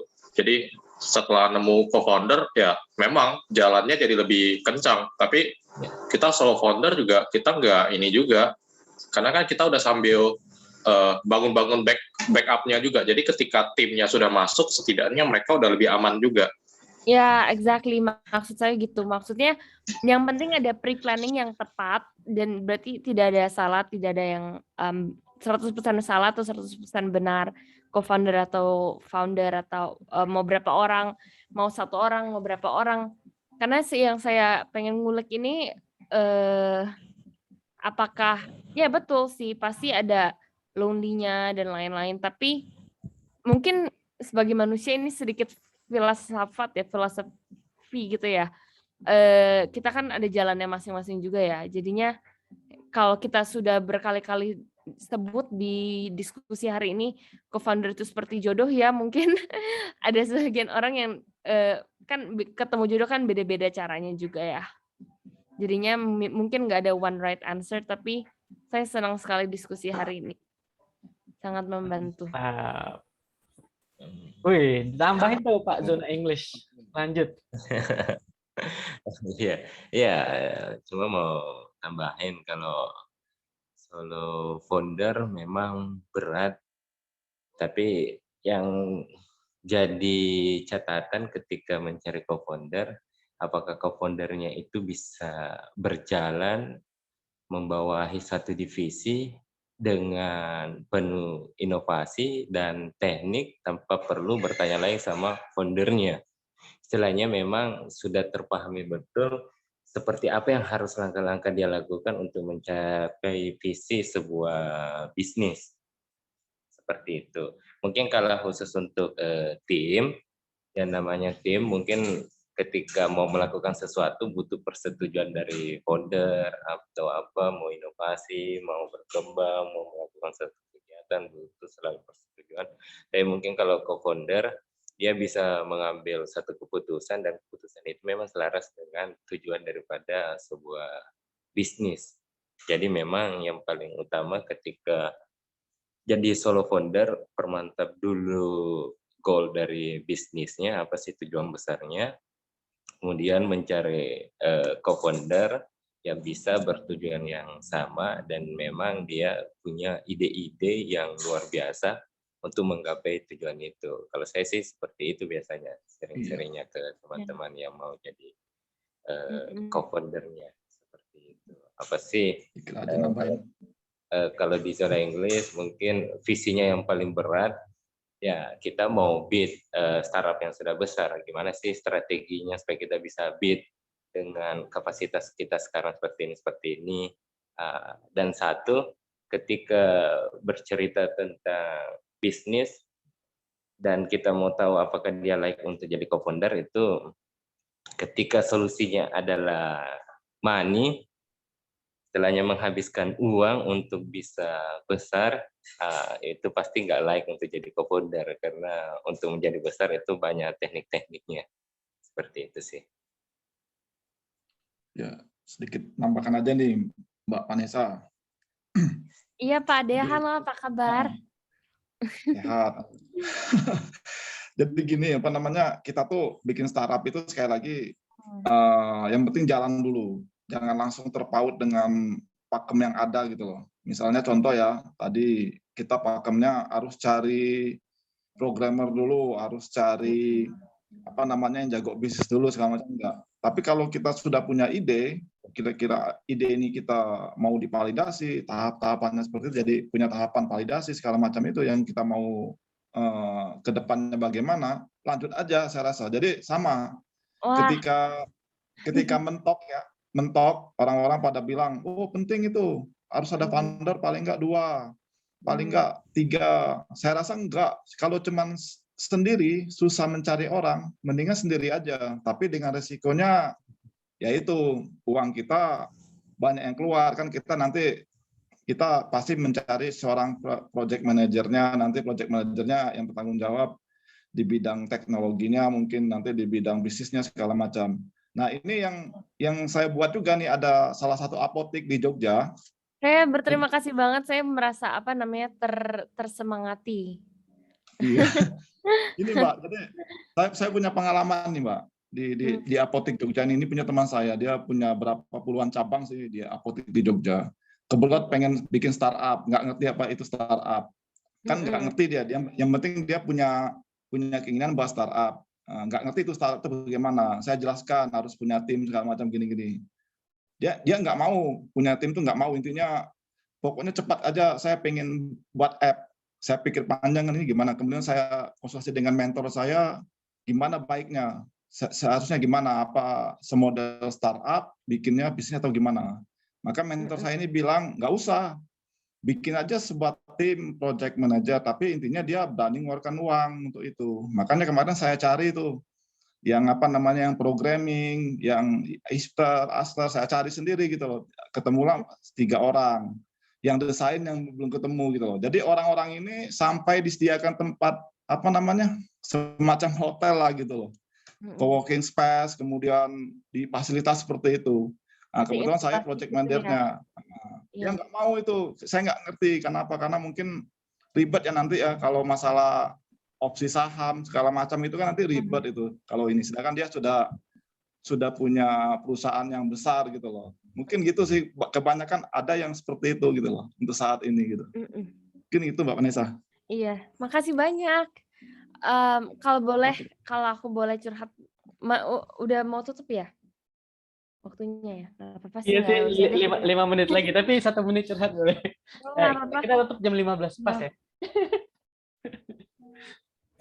Silakan mau curhat dikit, 2 menit. Iya, oke. Kalau saya sejauh ini ya nggak tahu. Ini saya spontan aja ngomongnya. Sebenarnya ini perjalanan yang sangat seru ya, menantang bagi saya. Kenapa? Karena saya harus puter otak dan kadang itu kreatif gimana, misalnya sampai titik ini. Untuk nyewa yang orang luar, memang saya mau launch-nya globally ya. Untuk saya mau nyewa intern yang bayarnya per jaman aja, saya tuh kayak mikir dulu gitu loh. Jadi kalau saya masih bisa kerjain sendiri, saya kerjain sendiri. Jadi itu kreatif dalam ya memanage funds, terus di mana saya skills-nya tuh, jadi setidaknya nih, kan pertama tadi saya di awal meeting itu cerita, saya ngerasa saya lebih rendah posisinya karena saya cuma manage business, investment, bla bla. Padahal saya di saat itu nggak sadar itu the moving gears gitu loh. Mungkin nggak tahu itu pribadi saya apa gimana, saya rasa lebih rendah daripada seorang yang technical founder. Lalu sekarang ini malah saya, Mas Armando beneran serius gitu ya, soalnya malah saya setiap hari ini melakukan sesuatu yang di luar bayangan saya sendiri gitu loh. Jadi dari saya nge-asah skills UI UX, dari saya pahamin tools, gathering kayak tool stack gitu ya, tool stack yang paling nggak work human capital intensif, automate workflow dari digital marketing, ya ngobrol meeting sama orang misalnya yang bakal cuma sekali, atau misalnya yang sampai saya hubungin gitu loh, saya hubungin reach out. Jadi saya rasa saya nggak bilang ini kriteria yang harus ada atau saya sempurna atau gimana, maksudnya intention saya itu mau menunjukkan kita apapun itu, seperti Mas Hiro lagi menghadapi masalah dengan co-founder, menurut saya apapun itu, yang penting kita masih percaya dengan diri kita sendiri dan visi kita. Bukannya bilang nanti jalannya pasti ada juga, tapi pasti ada sebuah kebaikan yang muncul dari sesuatu yang mungkin situasi yang kurang enak ya. Jadi saya misalnya, ya seperti saya bilang, dari yang saya merasa dia juga merahasiakan gitu loh, tidak mau membagi ilmu apapun mengenai itu, saya selalu dibilangin, udah mbaknya fokus bisnis aja sana gitu, nggak usah usik gitu kan. Tapi sekarang saya cari tahu semuanya sendiri, dan saya lebih in love, bener-bener cinta banget sama dunia tech dan dunia startups. Dan pintu itu terus terbuka, dan ini jadi sebuah perjalanan gitu loh. Yang menurut saya indah dan pengalaman pribadi ya, mau itu ada masa expirednya cepat atau lama atau selamanya, saya ngerasa ada purpose saya di sini gitu. Thank you. Keren. Keren lah Vanessa. Ini Keren. kalau ada waktu bisa sejam lagi. Lagi curhat padahal. Sorry nih. Lagi Gue jadi pingin jadi tech aja deh. Tadi kan Vanessa bilang dia lagi in love sama tech tuh. Saya berharap jadi tech aja deh. Kayaknya tech seru nih daripada berantem sama mafia. Bener. Ayo Dang, lanjut Dang. Nggak apa-apa. Ini dilebihin jadi 15:10 masih bisa. Masih ada obrolan 10 menit kalau mau bahasa insightful lagi. Aku mau nanya sama Mas Hiro sih. Mas Hiro kepo ya. Jadi sekarang gimana Mas kelanjutannya? Berarti co-foundernya masih lanjut atau lagi diem-dieman? Kalau sekarang itu kita masih koordinasi terkait untuk ini kan bermasalahnya sih bukan di co-founder tapi di CTO-nya, di teknologi yang megang. Tapi dia megang share Mas, megang saham Mas. Gimana? Dia megang share saham nggak? Semuanya semua megang karena ownership gitu yang kita lagi itu. Jadi antara kita nggak dikasih source code-nya atau kita milih dari tim supaya mulai dari nol lagi gitu. Nah itu yang kita lagi koordinasi gitu. Mungkin kalau saranku ya cari yang baru dan apa ya? Kalau aku pribadi sebenarnya punya masalah yang sama sih Mas, cuman aku berdua ya. Saham kita 50-50, satu orang yang bermasalah, malah dia minta sahamnya itu dibeli sama calon partner yang baru kan. Terus itu udah lama loh masalahnya, dari bulan Februari sampai sekarang belum kelar-kelar. Kita diem-dieman tuh sampai bulan 9. Bulan 9 itu setelah diem-dieman ketemu lagi, udah ngobrolnya udah enak gitu. Udah enak dan kita janji gitu sama-sama untuk ATM rekening perusahaan kita matiin, jadi nggak bisa ngambil project di perusahaan. Terus kesepakatannya adalah dia masih bersikeras sahamnya itu pengen dijual yang 50%, di mana aset perusahaan itu tidak ada, bahkan cuma sekedar software dan tools yang nggak terlalu mahal gitu kan. Tapi karena dia bersikeras itu, mungkin karena solusinya itu yang dia minta, ya udah aku mau nggak mau beli sahamnya dia dengan kesepakatan selama perusahaan masih ada nama dia, tidak boleh ambil project lagi. Dan aku kalau mau ngambil project under perusahaan, aku bikin perusahaan yang lain gitu. Jadi alhamdulillah aku bikin perusahaan yang lain, dan PT ku sekarang itu mampet ya. Jadi emang nggak jalan. Terus bikin kesepakatannya gitu, selagi masih ada nama dia, nggak bakal ada perusahaan ini, rekening PT dimatiin. Dan nanti pada akhirnya juga kalau memang udah bubar dan dia nggak di perusahaan lagi, aku juga minta di LinkedIn jangan ada nama dia sebagai statusnya di perusahaan kita secara aktif. Jadi aku benar-benar detail seperti itu. Oh ya, mantap. Ya kalau aku sih udah sama sih, bermasalahnya itu titik akhirnya tuh di bulan Maret kemarin lah. Itu udah kita lakukan mediasi sampai bulan kemarin pun kita bukan mediasi ya, maksudnya pendekatan ini gimana sih gitu. Ya tetap mungkin karena memang ada satu orang yang memang nggak bisa diajak ngobrol gitu ya, yang memang dianya nggak tahu, kita tuh nggak tahu permasalahan dia itu seperti apa. Tiba-tiba udah langsung hilang, udah gitu, udah kayak dia tuh udah kayak istilahnya mah kawan satu kos, tiba-tiba dia cabut ngambil semua fasilitas yang ada di kosan itu gitu. Kosan Putri bukan? Sama. Nah itu bisa jadi. Sumpah sama. Aku tuh satu kos, bayangin Mas. Aku satu kos ya sama dia ya di Jogja. Terus tau nggak, aku tinggalin dia tuh dari pagi, aku pulangnya malam tuh barang-barangnya udah nggak ada, tas sepatu udah nggak ada. Terus aku buka pintu tuh surat pengunduran diri sebagai komisaris. Itu yang aku baca, sumpah. Aku buset, dia bilang surat pengunduran diri. Oke, dia bilang. Udah diem-dieman aja tuh berapa bulan. Sekarang tuh udah chatting-chatting biasa, tapi ya itu kita sama-sama nggak mau bahas project, udah kayak berteman biasa aja. Jadi menurutku business is temporary, friendship is forever gitu kan, teman yang selamanya, tapi nggak Ya, betul. Masuk gue nih, kayaknya tanggapin Dadang secara terbuka gini kayak lebih asik. Mari kita menghujat Dadang. Cuma saya yang berani kayaknya untuk menghujat Dadang ya. Kamu disuruh beli sahamnya temenmu. Pertanyaannya, dalam kondisinya PT tersebut tidak mempunyai aset. Ya. Apa yang mau dibeli? Ada dividen, ada defisit. Kalau dia pingin sahamnya dia, kasih aja defisit. Kasih saham, dia punya share, dia bertanggung jawab untuk, berarti kalau hartanya minus, ya dia yang bayar dong ke PT, buat pembubaran PT. Bukan lo keluar duit. Berarti gitu. Nah, Lihat lagi perjanjiannya, lihat lagi aktanya, buka lagi aktanya. Kalau nggak ada itu, notaris lo yang bermasalah memang. Lihat lagi. Lah, PT-nya nggak ada aset kok. PT-nya nggak ada aset kok suruh beli. Beli apaan? Nggak ada dividen, yang adanya defisit, ya dia bayar dong. bagus. gitu sih aku. Jadi Curhat aku mah. sering dilema, PT itu dibubarin atau aku cari komisaris baru. Dan kalau cari komisaris baru, nggak ada sih orang yang mau beli sahamku dengan asetnya itu di PT itu, nggak ada gitu kan. Terus kalau mau aku bayarin juga, aku harus filter juga orangnya. Sebenarnya udah ada 3-4 orang nominasi yang semuanya batal sih. Salah satunya mungkin teman-teman kita di Starter In juga sih.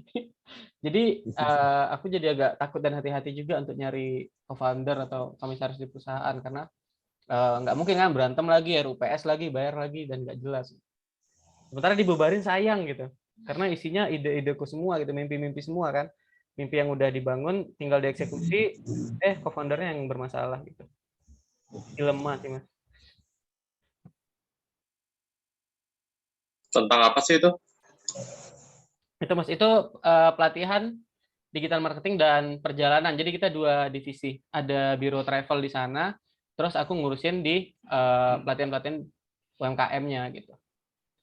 Dan itu sebenarnya udah jalan tahun kemarin tuh, bahkan kita subkon di salah satu travel di Bali yang handle project dari Kemenpar, Pak Wisnu Tama. Nama programnya itu Wheel of Bali. Itu 2 bulan kita di Bali benar-benar subkon untuk biro yang di sana gitu. Itu sebenarnya udah jalan, cuma ya di people-nya itu aku bilang orang tuh bisa berubah kan, people change, ada peluang baru, greedy-nya mulai kelihatan gitu. Kayak dia ada project baru di Bali itu main sendiri, padahal kita ke Bali berdua gitu kan, bareng-bareng untuk nyari untuk bertaruh ke sana, tiba-tiba dia main sendiri gitu. Nah, mulai tuh banyak godaan-godaan, terus mulai jalan masing-masing, terus aku naik bukit, mulai envy atau mulai iri gitu. Nah, itu udah di personal masalahnya jadinya. Kalau udah personal masalah itu udah susah.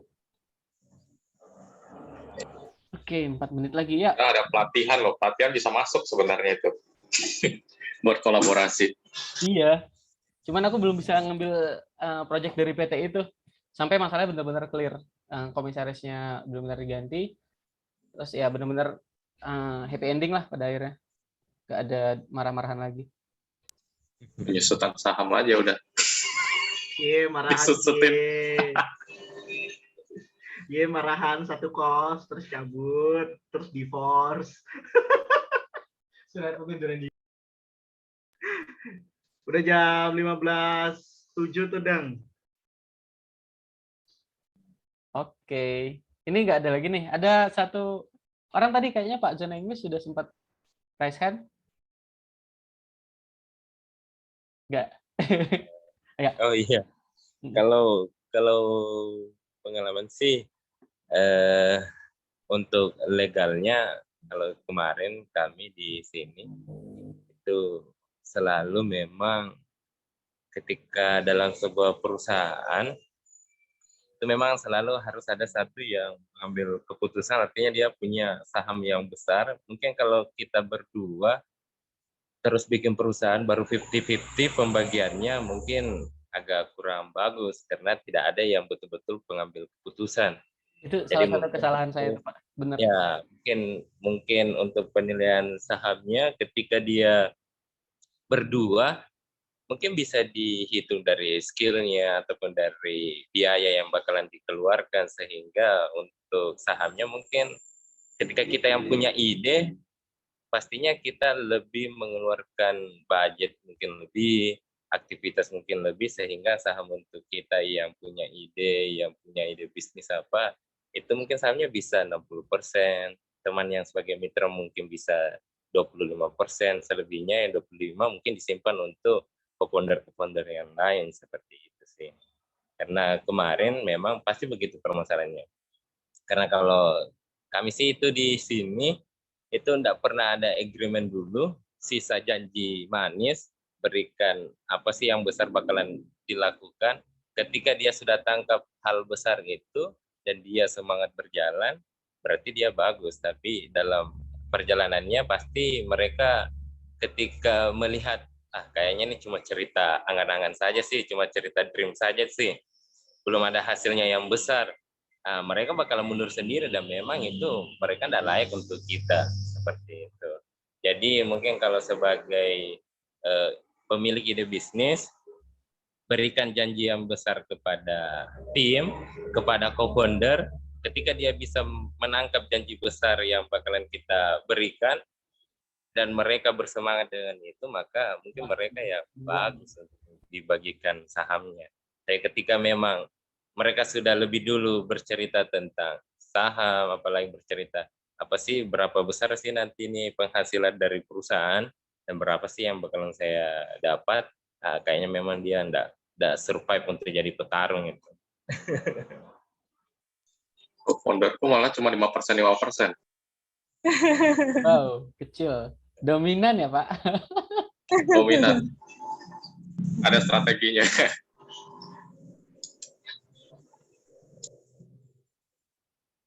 Sebenarnya kita punya ide bisnis, kita yang harus kendalikan. Kita punya cita-cita besar, kita yang harus kendalikan. Jangan partner kita yang kendalikan. Jadi dia ada, alhamdulillah, berjalan dengan lancar. Dia tidak ada, kita juga tidak masalah. Jadi bukan kita yang butuh dia butuh sebenarnya kita. Seperti itu. Benar-benar. Kita drivernya ya, Pak? Kita yang... Iya, kita drivernya. Betul. Yang atur arah sampai tujuan. Saya kalau 50% ya udahlah, nggak salah. Iya, aku soalnya tahun kemarin tuh masih pusing. Iya, benar-benar. Minimal juga kalau founder itu harus di atas 50, harus di atas 50 pas awal. Minimal 60 lah mungkin. Seperti kan di zona Inggris sudah ada penawaran untuk masuk VC, untuk minta sahamnya itu mereka minta 60%.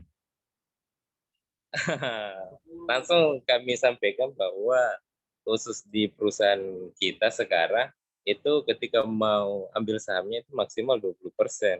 Karena pasti ketika sudah sahamnya dikuasai, walaupun dia kasih masuk 10M, dan mungkin ketika hanya itu yang diinginkan, ya ambil saja nih perusahaan.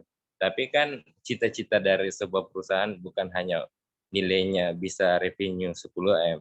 Ya revenue-nya mungkin 30, 50, atau 100M. Jadi ketika kita bisa menjelaskan sama mitra kita, mereka bakalan, walaupun kecil, nilai uangnya juga bakalan besar. Tapi kalau di teman-teman yang bagian invest, itu dia, mereka pengennya memang cuma bermain dapat untung dengan jual beli saham, jual beli perusahaan. Jadi memang founder yang menderita. Itu sudah ada tuh yang nawarin 10M untuk 60%. Aduh, terlalu kecil kayaknya. Karena nilai yang bisa didapatkan dari zona Inggris mungkin kisaran 30-100 dalam waktu 3 tahun. Jadi seperti itulah. Jadi harus memang ada nilai yang bakalan berapa dihasilkan, seperti itu.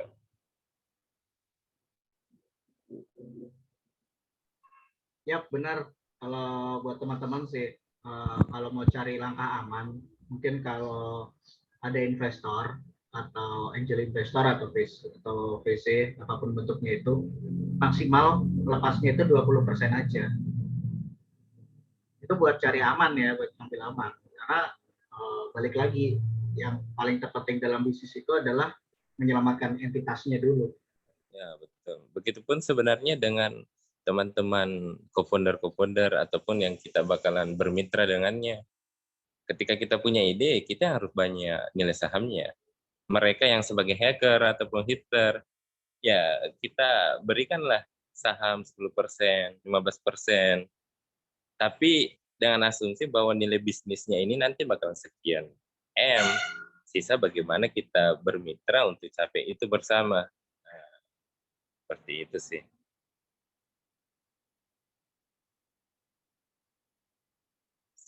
Wah, kayaknya udah overload nih. Apa? Overtime. Udah overtime 15, Overtime. 13. Ya udah kalau gitu waktu saya kembalikan ke Mas Dadang lagi aja biar dia yang tutup. Cukup sekian dan terima kos-kosan Putri. Ya, terima kasih Om Budi, terima kasih teman-teman semua. Keren diskusi hari ini meskipun berawal dari ketidaksengajaan Mas Hiro nekan raise hand yang berawal katanya nggak sengaja berakhir curhat. Tapi keren isinya, insightful. Terima kasih teman-teman. Nanti mungkin kita bakal rutin ya bikin yang seperti ini.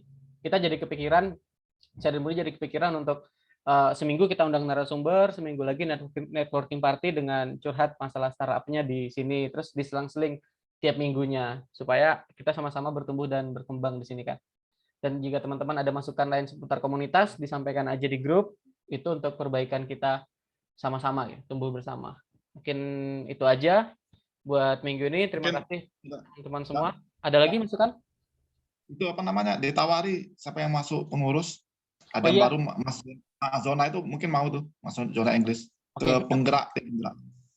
Jadi Pak zona Inggris, Pak siapa namanya? Jadi Pak kita tuh ada beberapa divisi tadi kan saya udah jelasin. Nah, untuk divisi curriculum development yang mana itu untuk pengembangan kurikulum startup dari kita sendiri masih butuh 1 atau 2 orang baru lagi. Nanti kalau memang Bapak bersedia untuk bergabung di tim penggerak kita nih, penggerak komunitas, nanti Mas Edward bakal share link pendaftarannya di grup. Oh iya, insya Allah silakan Mas.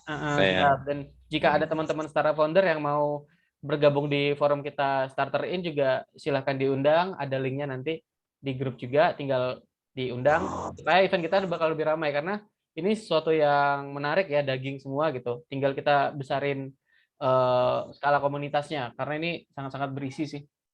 Isinya pengalaman-pengalaman yang real semua gitu. Real, kisah nyata. Kisah nyata, curhatan nyata.